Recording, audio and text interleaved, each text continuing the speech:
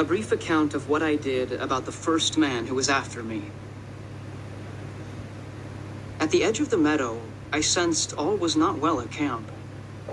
How I knew there was a human being there was not clear to me then.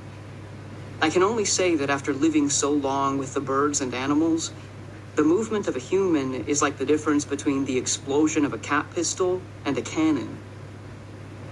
I wormed toward camp. When I could see the man I felt to be there, I stopped and looked. He was wearing a forester's uniform. Immediately, I thought they had sent someone out to bring me in, and I began to shake. Then I realized that I didn't have to go back to meet the man at all. I was perfectly free and capable of settling down anywhere. My tree was just a pleasant habit. I circled the meadow and went over to the gorge. On the way, I checked a trap. It was a deadfall, a figure 4 under a big rock. The rock was down. The food was rabbit.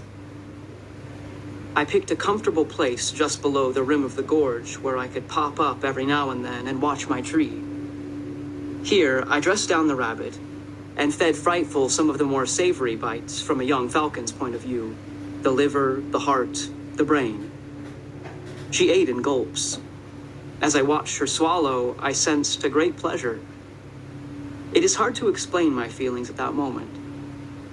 It seemed marvelous to see life pump through that strange little body of feathers, wordless noises, milk eyes, much as life pumped through me. The food put the bird to sleep. I watched her eyelids close from the bottom up, and her head quiver.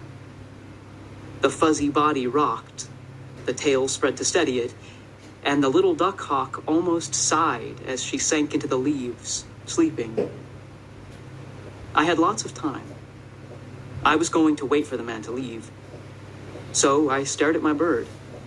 The beautiful details of the new feathers, the fern-like lashes along the lids, the saucy bristles at the base of the beak. Pleasant hours passed. Frightful would awaken, I would feed her, she would fall back to sleep, and I would watch the breath rock her body ever so slightly. I was breathing the same way, only not as fast. Her heart beat much faster than mine. She was designed to her bones for a swifter life. It finally occurred to me that I was very hungry. I stood up to see if the man were gone. He was yawning and pacing.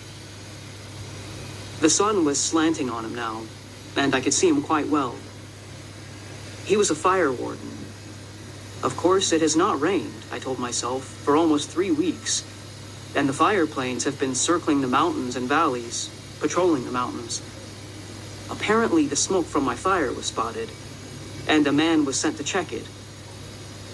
I recalled the bare, trampled ground around the tree, the fireplace of rocks filled with ashes, the wood chips from the making of my bed, and resolved hereafter to keep my yard clean. So I made rabbit soup in a tin can I found at the bottom of the gorge. I seasoned it with wild garlic and jack-in-the-pulpit roots. Jack-in-the-pulpits have 3 big leaves on a stalk and are easily recognized by the curly striped awning above a stiff, serious preacher named Jack. The jack-in-the-pulpit root, or corm, tastes and looks like potato. It should never be eaten raw. The fire I made was only of the driest wood, and I made it right at the water's edge. I didn't want a smoky fire on this particular evening.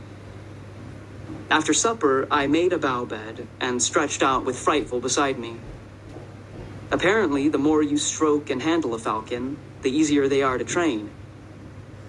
I had all sorts of plans for hoods and jesses, as the straps on a falcon are called, and I soon forgot about the man.